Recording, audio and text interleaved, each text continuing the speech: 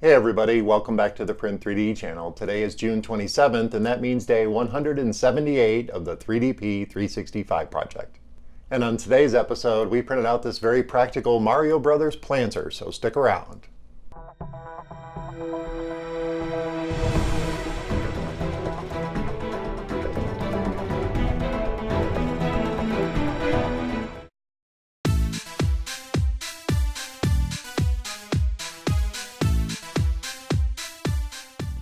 Hey everybody, welcome back, and thank you for joining me here for day 178 of the 3DP 365 project. As always, down in the description there's a fact section. There's also the MatterHackers affiliate link. If you're in the market for some new filament, just use that MatterHackers affiliate link and you really help out the channel. On today's episode, we printed out the very cool Mario Brothers planter from Flowalistic.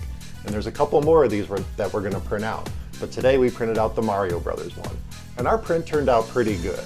I'm seeing some more of those resonant waves that happen after the extruder hits geometry. And I know it has something to do with some sort of vibration on the extruder area. And I think what it is the roller, or the wheels, rolling across the cross member where the extruder is. Because when it hits geometry, after and before, there's a little bit of waving, and you can see it real clearly on this model, and you'll definitely see it in the close-ups and at the end.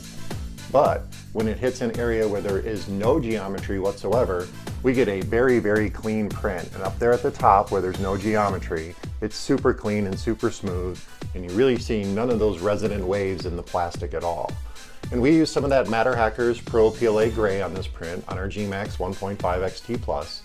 And we downloaded this from Thingiverse, and once we had it downloaded, we sent it over to Simplify 3D for slicing. In Simplify 3D, we used a 0.2mm layer height with 5 top layers and 4 bottom layers. That way the whole bottom would be solid and there'd be no infill inside. I did set the infill for 10% just in case, but when I previewed it in Simplify 3D, there were no infill layers on the bottom, so I achieved exactly what I wanted to. And we ran this out at 40 millimeters per second. And like I said, the print turned out pretty good. I'm pretty happy with it. I mean, it looks pretty cool. It's a very cool model. And Flowalistic did a really cool job of modeling the little Mario bricks that have the surprises or prizes inside of them. So it looks really cool. It's the Mario prize block, I believe they actually call it. But the model itself is very, very good, and there's no problems with the model itself. There's holes at the bottom, so it's definitely going to be used as a planter. And I'll probably design some sort of tray because I print a lot of these square planter style planter boxes. So I should probably have a tray for them, and that's something I can do in Fusion 360, and I'll definitely share it with you guys if I do decide to do that. But I do see that resonant wave happening, and I think it's very prominent on this model because of its squareness and the fact that the geometry is very basic and it just slightly extrudes out of the surface of the geometry. But I think it is something to do with the wheels rolling across that cross member. So I'm definitely going to take a look at the printer and make sure all my wheels are clean, there's no problems there. And I'll take a look at the extruder carriage and make sure it's nice and tight and it's not wobbling in any way. And I'll definitely check all my belts to make sure they're nice and tight, which is some general maintenance you should always do on your 3D printer anyway. And I print a lot of stuff. Obviously, we're over 170 days into a 365 project, so I'm printing every single day. So I'll definitely take a little bit of time to make sure my printer is working actually at 100% perfection, I guess I would say.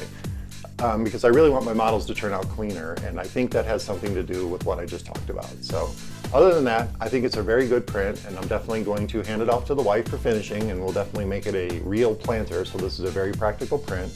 And I'll probably print out the rest of the models, but I won't shoot an episode on those. Just watch up on Instagram like normal, and I'll print the remaining planter boxes up there, and I'll show you the results there. But for now, I'm happy with this print, and it's definitely going to look cool with a plant inside.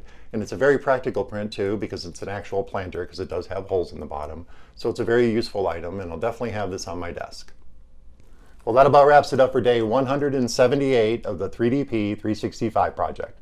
I hope you guys found this episode interesting and informative. And of course, don't forget to subscribe to the channel, comment, like, and share those videos, and I'll see you guys tomorrow.